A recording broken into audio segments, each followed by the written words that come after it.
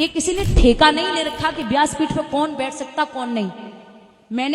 मैं बुरा नहीं मानने वाली बात है, यहाँ मैंने कई ब्राह्मणों को मदरा पीते देखा है, मांस खाते देखा है, और कई यदुवंशियों को माला फेरते देखा है। आप यहाँ ये नहीं कह सकते कि मुझे क्या करना है और क्या नहीं करना है। आपने माला फेरते हुए लोगों को देखा है, इसका मतलब क्या है? इसका मतलब ये थोड़ी ही है कि जो भी माला फेरेगा वो कथावाचक बन जाएगा। और आप कहती हैं कि हमें मत बताओ कि हमें क्या करना है। क्यों नहीं बताएंगे?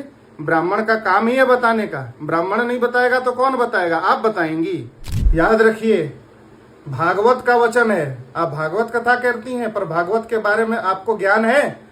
भागवत में ही लिखा है वर्णा नाम ब्राह्मणो गुरु, सभी वर्णों का गुरु ब्राह्मण है। तो गुरु नहीं बताएगा तो कौन बताएगा? चेला बताएगा। और सबसे बड़ी बात, एक बात और, कभी भी ये बुरा मत मानना, बुराई वाली बात भी नहीं है, भागवत का प्रमाण है। मैं कभी भी बिना प्रमाण के बात नहीं करती, कभी भी। आप कहती हैं कि आप प्रमाण से बात करती हैं, बिना प्रमाण के बात नहीं करती। तो यदि आप प्रमाण से बात करती हैं तो भागवत कथावाचक कौन होना चाहिए, इसका प्रमाण आपको नहीं मिला भागवत में। भागवत के महात्म के 6ठे अध्याय में साफ साफ लिखा हुआ है कि कथावाचक कौन हो सकता है। बोले विरक्तो वैष्णवो विप्रो वेद शास्त्र विशुद्धिकृत। विप्र का अर्थ क्या होता है? जन्मना ब्राह्मणो गेय, शुद्ध ब्राह्मण ब्राह्मणी के द्वारा जिसने जन्म लिया है, समय पर जिसका यज्ञोपवीत जनेऊ हुआ है, और गुरु के चरणों में बैठकर जिसने शास्त्रों का अध्ययन किया है, वही विप्र है। व्यासपीठ पर बैठकर कथा बांचने का अधिकार केवल शुद्ध ब्राह्मण को है, जिसका आचरण भी शुद्ध हो। जो शराब पिए वो नहीं, जिसका आचरण भी शुद्ध हो और जन्मना जो शुद्ध ब्राह्मण हो, उसी का अधिकार है। झूठ मत बोलिए, ये झूठ अधिक दिन तक टिकता नहीं है। ज्यादातर मैंने सुना अपने कानों से, कभी भी वक्ता जो ब्राह्मण होगा वो यदुवंशियों की चर्चा नहीं बोलेगा। यदुवंश कहां से शुरू हुआ? बहुत कम बोलते हैं, बहुत ही कम। और जबकि अगर देखा जाए भगत जी, तो यदुवंशियों में आप जो भागवत उठाना, शुक्राचार्य की बिटिया थी देवयानी। शुक्राचार्य कौन है?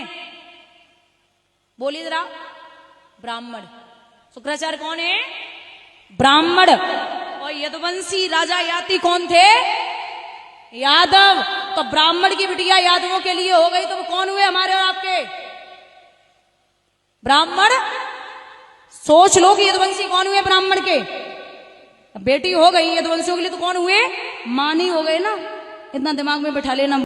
शुक्राचार्य ब्राह्मण थे, पर शुक्राचार्य की बेटी देवयानी को श्राप दिया गया था, जिसके कारण किसी ब्राह्मण के साथ उसका विवाह नहीं हो सकता था। इसलिए ययाति के साथ उसका विवाह हुआ। ययाति कौन थे? ययाति क्षत्रिय थे, और क्षत्रिय राजा ययाति के साथ देवयानी जी का विवाह हुआ था। इसलिए जबरन आप कुछ भी मत बोलिए। दूसरी बात याद रखिएगा कि ययाति के 5 पुत्र थे, और उनके सबसे बड़े पुत्र का नाम था यदु, और यदु से ही यदुवंश चला, क्षत्रिय यदुवंश। महाराज ययाति भी क्षत्रिय, उनके पुत्र यदु भी क्षत्रिय, और उसी कुल में जन्म लेने वाले वसुदेव जी और श्री कृष्ण भी क्षत्रिय। इसलिए सोच समझ कर बोलिए। यदि आपको भागवत के बारे में कुछ भी ज्ञान नहीं है तो भागवत कथा कहना बंद कर दीजिए, पर समाज में गलत जानकारी मत दीजिए, लोगों के बीच में अफवाह मत फैलाइए।